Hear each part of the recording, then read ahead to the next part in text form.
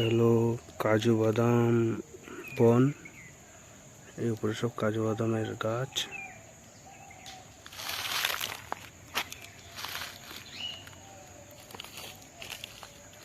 এটাই সেই বর্ধমানের সাপের মেন জায়গা, যেখান থেকে অনেকগুলো সাপ বেরোয়।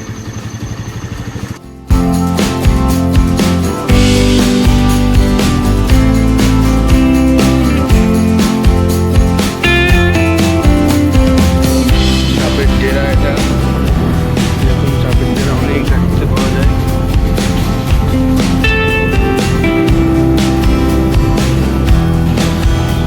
মাটির দোতলা বাড়ি, খুবই সুন্দর।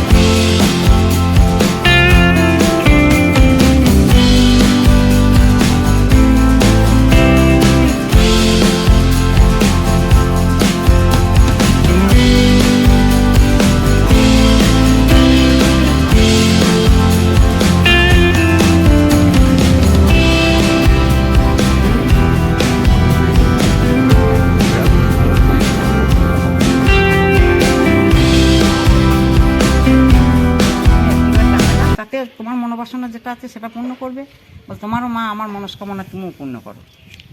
মা আছে, মা খুব জাগ্রত দেবী। আচ্ছা, জাগ্রত দেবী না হলে কেউ একসঙ্গে বাস করতে পারি? বলো, আমরা একসঙ্গে সাপে মানুষে বাস করি। এইটা হচ্ছে বিচিত্র, সারা পৃথিবী দেখো। ছোট মেয়েটাকে জড়িয়ে ধরে না, আমার পায়ে জড়িয়ে ধরে, ডোমনা, আমার পায়ে ডোমনা জড়িয়ে ধরেছিল।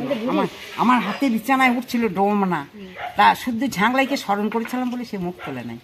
আমাদের এই সাপকে না যেখানেই থাকো, আমি বলছি মা শুনতে পাচ্ছি, যেখানেই শুয়ে থাকো, যেখানেই থাকো, তুমি যদি এই ঝাংলাইকে স্মরণ করো, কোনো জাত সাপের বাবার ক্ষমতা নেই মুখ তুলে তোমাকে কামড়ায়। ঘরে ডোমনা বেরোলো, বলছি না, আমার বিছানার ভেতরে মশারি ভিতরে শুয়েছে, আমি, বোন আর আমার মা, আমার হাতে উঠছে ডোমনা বারবার, হাতি ঝাংলা। এ বুড়ি তুই শিগগিরি যা, এ বুড়ি কি করতে, মুখ তুলে নেই। কত বড় হবে তাও ডোমনাটা? এত বড় ডোমনা দিয়ে সেই যখন সবাই সব উঠে পড়লো, মা বোন উঠে পড়লো, দিয়ে মশারিটি তুলে দিলে বেরিয়ে গেল, তখন দেখছি ঘরে আর একটা ঘরের ভিতর দিয়ে ঢুকছে, তখন দেখছি ডোমনা।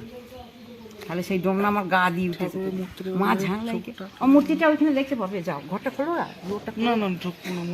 এমনি তাও কতটা, কত বড় বড় সাপ দেখা যায়? 3 হাত, 3 হাতের মতো? বড় বড় বড় বড় মোটা?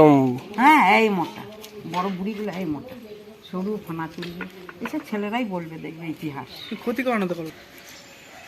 এটা হচ্ছে ঠাকুরের মূর্তি, খুব সুন্দর এবং দেখতেও সেই অসাধারণ।